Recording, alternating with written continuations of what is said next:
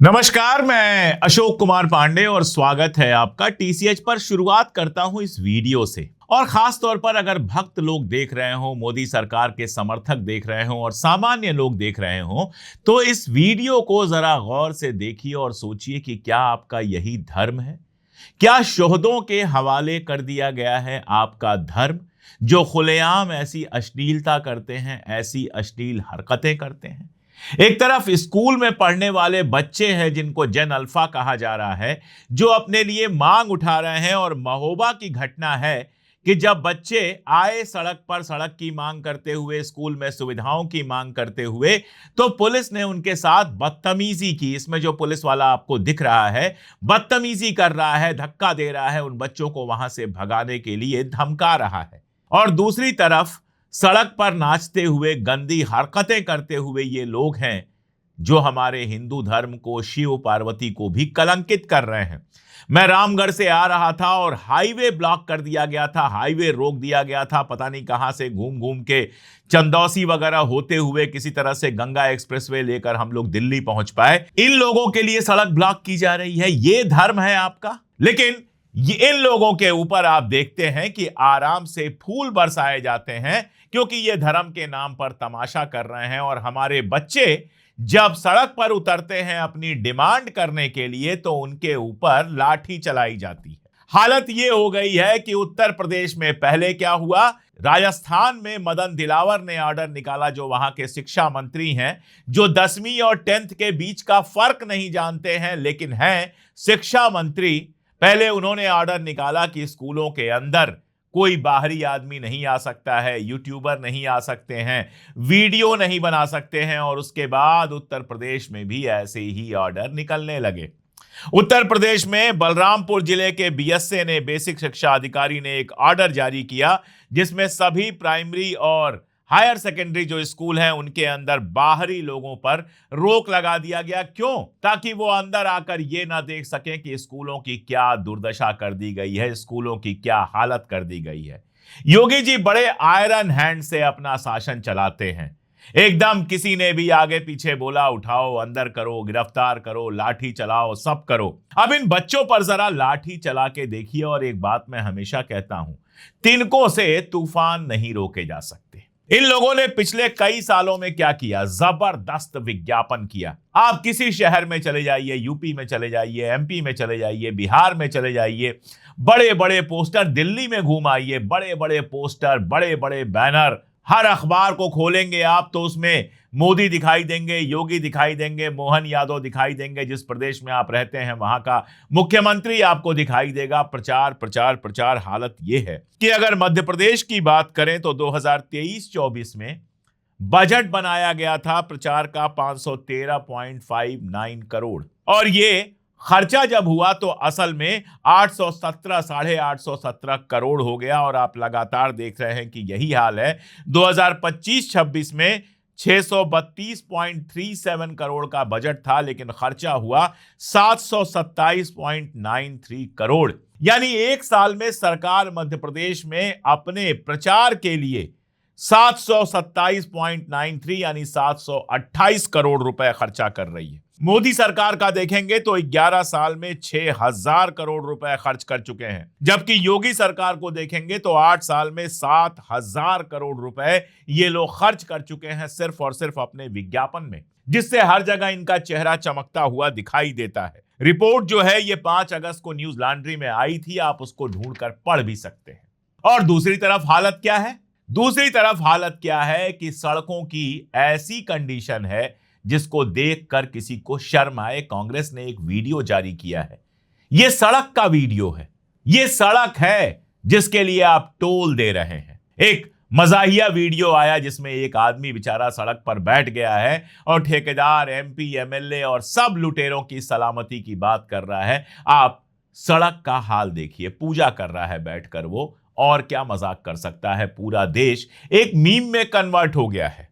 ऐसी सड़कें जिनको देखकर लगता है स्विमिंग पूल है, ऐसी सड़कें जिनको देखकर लगता है कि गड्ढे ही गड्ढे हैं। और आप देखिए गोदी मीडिया को, इन सवालों को उठाने की जगह वो खामोश बैठा है। मैं आपको एक बहुत छोटी सी बात बताता हूं, जो है तो छोटी सी लेकिन चुभने वाली बहुत गहरी है। पिछले एक महीने में चीनी यानी कि शक्कर का दाम जो है वो 30-40 रुपए बढ़ गया है। इस समय बाजार में शक्कर 70 रुपए किलो है, दिल्ली की बात कर रहा हूं। और शाम को आप शक्कर खरीदने जाइएगा तो पता यह चलेगा कि दुकानदार कहेगा शक्कर खत्म हो गई है, कल आइएगा, क्योंकि रोज शक्कर का दाम बढ़ जा रहा है। कहीं किसी गोदी मीडिया में आपने यह चर्चा सुनी? हर चीज लगातार महंगी हो रही है। शक्कर क्यों बढ़ रहा है? क्योंकि गन्ने से एथेनॉल बन रहा है। शक्कर की जगह एथेनॉल बन रहा है गन्ने से। जो मिल मालिक है, चीनी मिल का मालिक है, वो दोनों हाथ से कमा रहा है। शक्कर महंगी होगी तो भी उसी का फायदा है, और एथेनॉल से तो फायदा कमा ही रहा है।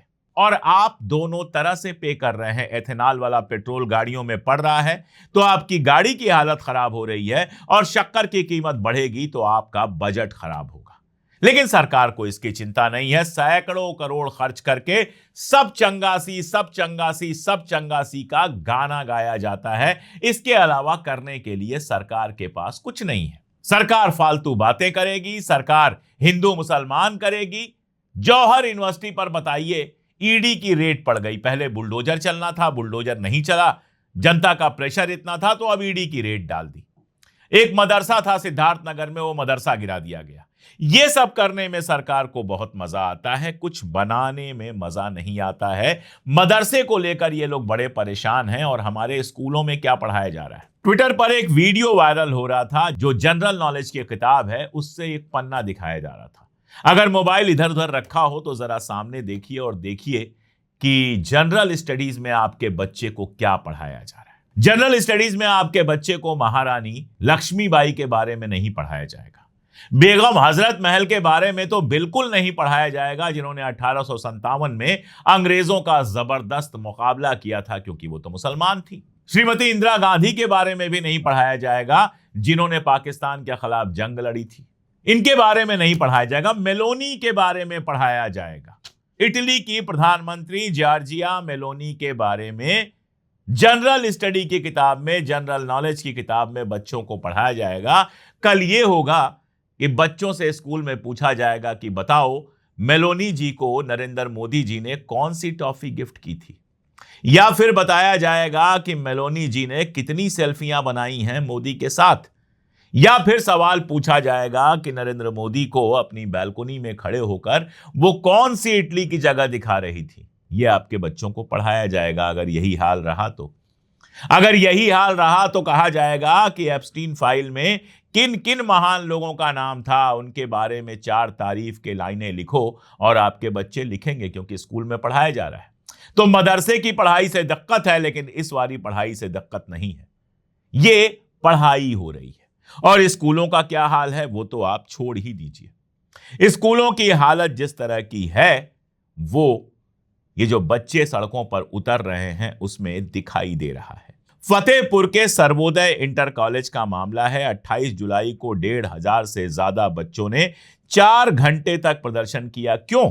क्योंकि स्कूल में पीने का साफ पानी नहीं मिलता, बिजली की वायरिंग सुरक्षित नहीं है, जो पंखे चलते हैं ठीक से चलते नहीं हैं, खराब पड़े हैं, छत टूट रही है, मिड डे मील में जो कूड़ा मिल रहा है वो आपने देखा ही है, और डेस्क और कुर्सियां नहीं है जितने बच्चे हैं उनके हिसाब से। ये स्कूलों की हालत है। बिहार से खबर आई है जहां स्कूलों में मिड डे मील में नमक की जगह डिटर्जेंट पाउडर मिला दिया गया। आप कल्पना कर सकते हैं, छोटे छोटे बच्चों के खाने में नमक की जगह डिटर्जेंट पाउडर था तो डिटर्जेंट पाउडर मिला दिया गया। यह लापरवाही है या बच्चों से कोई दुश्मनी निकाली गई है? ये बच्चों के स्कूल की स्थिति है। उसके बाद जब बच्चे बाहर निकलें, अपनी समस्या जनता के सामने कहना चाहें या अपनी समस्या सरकार तक पहुंचाना चाहें, तो आप नया नियम बना दीजिए, उनके ऊपर लाठियां चलवा दीजिए, पुलिस को लगा दीजिए उनको भगाने के लिए। कीजिए। आज ये बच्चे 12, 13, 14, 15 साल के हैं, कल 18 के होंगे, और तब वोट डालकर बताएंगे आपको कि आपने जो किया वो क्या किया। लखनऊ में प्रदर्शन हुआ, आजमगढ़ में हुआ, कन्नौज में हुआ, हमीरपुर में हुआ, मुरादाबाद में हुआ, उन्नाव में हुआ। ये तो वो जगह हैं जिनकी खबर हमारे पास है। कन्नौज की तो हालत यह है, जवाहर नवोदय विद्यालय है, आज राजीव गांधी जी का जन्मदिन है। राजीव गांधी जी ने नवोदय विद्यालयों की शुरुआत की थी। इनका नाम जवाहर नवोदय विद्यालय दिया था। ये गरीब और आम लोगों के बच्चों को अच्छे लेवल की एजुकेशन दिलाने की कोशिश थी कि वो हॉस्टल में रहें, अच्छे टीचर मिले, अच्छा माहौल मिले, पढ़ सकें। और जवाहर नवोदय विद्यालय ने भारत में शिक्षा के स्तर को सुधारने में बहुत मदद की है। उस जवाहर नवोदय विद्यालय का मोदी जी के राज में, योगी जी के राज में ये हाल है कि बच्चों ने खराब खाना जो मिलता है उसकी बात करते हुए हॉस्टल के कमरों में खुद को बंद कर लिया और भूख हड़ताल की। अच्छा ये लगता है कि ये बच्चे गांधी जी से सीख रहे हैं। ये बच्चे सत्याग्रह करना जानते हैं, ये बच्चे भूख हड़ताल करना जानते हैं, ये बच्चे कुछ तोड़ फोड़ नहीं रहे। खुद को भूखा रख के कई किलोमीटर पैदल जाकर शहर मुख्यालय के सामने धरना प्रदर्शन करके ये बच्चे अपनी बात कर रहे हैं। और योगी सरकार इससे इतना डरी हुई है कि नए नए फरमान निकाल रही है। जयपुर में जब यह फरमान निकला है तो इसका विरोध करते हुए टीकाराम जूली जो कांग्रेस के नेता हैं और उनके साथ ढेर सारे लोगों ने प्रदर्शन किया। लेकिन यूपी में सबक सीखने को तैयार नहीं है योगी सरकार। उसको लगता है कि जैसे लाठियों से, डंडों से और बाकी सारी चीजों से बाकी सब लोगों को संभाल दिया जाता है, बाकी सब लोगों को डरा दिया जाता है, बच्चों को भी डरा दिया जाएगा। 3 हफ्ते में आप देखिए यूपी में आजमगढ़ में, बलिया में, मऊ में, अयोध्या में, बलरामपुर में और आगरे में 5 जगहों पर यूट्यूबर्स पर बैन लगाया है। इनको यूट्यूबर से बहुत डर लगता है क्योंकि यूट्यूबर्स गोदी मीडिया नहीं है, क्योंकि यूट्यूबर्स को फोन करके सेट नहीं किया जा सकता है, क्योंकि प्रधानमंत्री के कार्यालय से जो एक साहब हैं वो जो भेजते हैं कि आज इन इन मुद्दों पर बात होगी और इन इन मुद्दों पर बात नहीं होगी, वो यूट्यूबर नहीं सुनते। कोई रवीश कुमार, कोई अजित अंजुम, कोई अभिसार, कोई आरफा खानम शेरवानी, कोई अशोक कुमार पांडे इनसे आदेश नहीं लेता है। वो सच कहता है जो सच कहने की हिम्मत हमारा मीडिया खो चुका है। वो बात आपके सामने लाकर रख देता है जो सरकार ये सैकड़ों करोड़ का विज्ञापन देकर छुपाना चाहती है। क्यों? क्योंकि उनका विज्ञापन ना हम तक पहुंचता है और ना हमें उनके विज्ञापन की जरूरत है। हम तो जनता के भरोसे चलते हैं, जनता हमको देखती है इसलिए हम वीडियो बनाते हैं। लेकिन जिनका धंधा ही चल रहा हो सरकारी विज्ञापनों में हिस्सा लेकर, जिसका धंधा ही चल रहा हो सरकारी पैसे से, जिसका धंधा ही चल रहा हो सरकारी दलाली से, वो इस तरह की खबरें कैसे दिखाएगा? कैसे वो आपको बताएगा कि जिस सीएजी की रिपोर्ट पर इतना शोर पहले मचाया जाता था, वो सीएजी की रिपोर्ट कह रही है कि देश के अंदर 89% यानी 100 में से 89 से ज्यादा रेलवेज पर जो बेसिक सुविधाएं होती हैं, बुनियादी सुविधाएं होती हैं, वो भी नहीं है। पीने का पानी जो है उसमें बैक्टीरिया है, अगर आप पिएंगे तो उससे फूड पॉइजनिंग और डायरिया हो सकता है। 59% काम जो शुरू किए गए थे यहां पर सुविधाएं देने के लिए, वो पूरे ही नहीं हुए हैं, ना इनका बजट बदला है। हालत यह है, इसके कहने का मतलब यह है कि अगर आप रेलवे से यात्रा करते हैं, और भाइयों और बहनों, इस देश की बड़ी आबादी रेलवे से ही चलती है। हर आदमी फ्लाइट से नहीं चलता। ये कहते थे चप्पल पहनने वाला फ्लाइट से चलेगा। फ्लाइट्स की कीमत इतनी बढ़ा दी गई है, फ्लाइट्स इतनी महंगी हो गई है कि जो लोग फ्लाइट से चलने लगे थे वो भी अब ट्रेन का ऑप्शन देखते हैं। और ट्रेनें जिस रेलवे स्टेशन से गुजरती हैं वहां पीने का पानी ऐसा है कि अगर आप पी ले तो आपको डायरिया हो जाएगा और बाकी सब हो जाएगा। क्यों ऐसा होता है? क्यों नहीं है बेसिक सुविधाएं? मुझे अच्छी तरह से याद है, बचपन में हम ट्रेन से चलते थे, कोई बोतल नहीं होती थी, घर से बोतल लेकर जाते थे, ट्रेन में स्टेशन पर उतरते थे, वहां नल लगे होते थे, उनसे पानी भरते थे और वो पानी पीते थे। आज हर आदमी बोतल खरीदने पर मजबूर है। क्यों?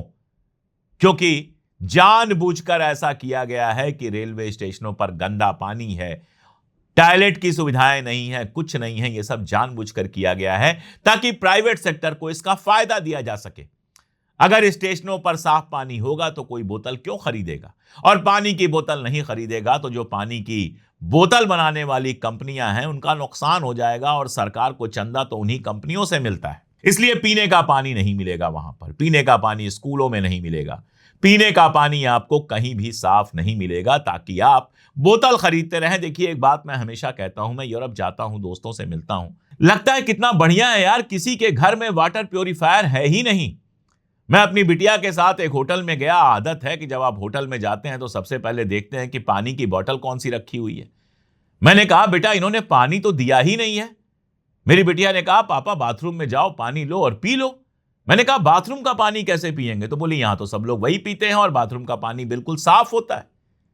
मैंने सोचा, वाह कितना अच्छा है यार, घर में वाटर प्यूरिफायर लगाना ही नहीं है, बाहर निकलो तो बोतल खरीदना ही नहीं है, किसी भी पब्लिक जगह से पानी भरो और पी लो। होटल में रुको तो 20 रुपए बोतल का पानी 50 रुपए और 100 रुपए में खरीदना ही नहीं है। बाथरूम से पानी भरो और पी लो, क्योंकि वो इतना साफ है जितना हमारे यहां बोतलों का पानी नहीं है। वाटर प्यूरिफायर नहीं लगाना है, एयर प्यूरिफायर नहीं लगाना है। यहां तो हवा साफ करना भी आपकी जिम्मेदारी, एयर प्यूरिफायर लगाओ। पानी साफ करना आपकी जिम्मेदारी, बच्चे को पढ़ाना आपकी जिम्मेदारी। सरकारी स्कूलों का ऐसा हाल कर दिया गया है कि जिसके पास दो पैसा है, किसी तरह से इंतजाम हो जा रहा है, वो घटिया प्राइवेट स्कूलों में पढ़ा रहा है। सरकार की जिम्मेदारी क्या है? सरकार की जिम्मेदारी है कि पीएम केयर में 8,000 करोड़ से ज्यादा रुपया दबा के रखो। असम में, हिमाचल में, केरला में कितनी भी तबाही बाढ़ से हो जाए, खर्चा मत करो। सरकार की जिम्मेदारी है कि एक एक राज्य सरकार 700 करोड़ रुपए, 800 करोड़ रुपए साल में खर्च कर रही है सिर्फ विज्ञापन में। सरकार की जिम्मेदारी है कि नरेंद्र मोदी 11 साल में 6,000 करोड़ रुपए खर्च कर रहे हैं और योगी सरकार 8 साल में 7,000 करोड़ रुपए अपना चेहरा दिखाने के लिए इस्तेमाल कर रही है। कुछ भी उठा लीजिए, इनके चेहरे हैं, लेकिन वही है, घड़ा भर गया है। महंगाई, बेरोजगारी, स्कूलों और हॉस्पिटल्स की तबाही अब जनता को दिखाई दे रही है। हिंदू मुसलमान में बहुत उलझाया गया। अगर आगे और उलझेंगे आप तो आपकी जिंदगी तबाह हो जाएगी। आइए सवाल उठाइए और जो बच्चे सवाल उठा रहे हैं उनकी आवाज में भी आवाज मिलाइए। अगर नहीं कर सके ये, तो इतिहास आपको कभी माफ नहीं करेगा, आपके अपने बच्चे कभी आपको माफ नहीं करेंगे। योगी सरकार ये जो तानाशाही वाले आदेश निकाल रही है, इन आदेशों से कोई फर्क नहीं पड़ने वाला। एक बार ये मुद्दा सड़क पर आया है तो ये मुद्दा चलेगा और चलता ही रहेगा। ये बच्चे हैं, जेन जी और जेन अल्फा हैं, स्कूली बच्चे हैं, कॉलेज के बच्चे हैं, इनकी कोई विचारधारा नहीं बनी है अभी। इन्होंने अखिलेश यादव का और मनमोहन सिंह का वक्त भी नहीं देखा है। इन्होंने तो बस आपका वक्त देखा है और आपके वक्त में बर्बादी और तबाही देखी है। इसलिए ये आपसे सवाल पूछेंगे और इनको एंटी नेशनल कहने की हिम्मत की तो फिर अगले चुनाव में जो हाल होगा वो आप देख लीजिएगा। आप बताइए जो बातें मैं कर रहा हूं वो जरूरी है कि नहीं, कमेंट में जरूर बताइए मुझे। और साथ में अगर आपको लगे कि इन मुद्दों पर लगातार बात होनी चाहिए तो इन वीडियोस को अपने दोस्तों, रिश्तेदारों और व्हाट्सएप ग्रुप्स में भी भेजिए। चैनल को सब्सक्राइब ना किया हो तो सब्सक्राइब जरूर कर लीजिए ताकि इस तरह के वीडियोस आपको रेगुलर मिलते रहें। आपका जो समर्थन है वही हमारी ताकत है, सिर्फ उसके भरोसे इस सिस्टम से टकराने की हिम्मत कर पाते हैं। आज के लिए इतना ही, बहुत शुक्रिया।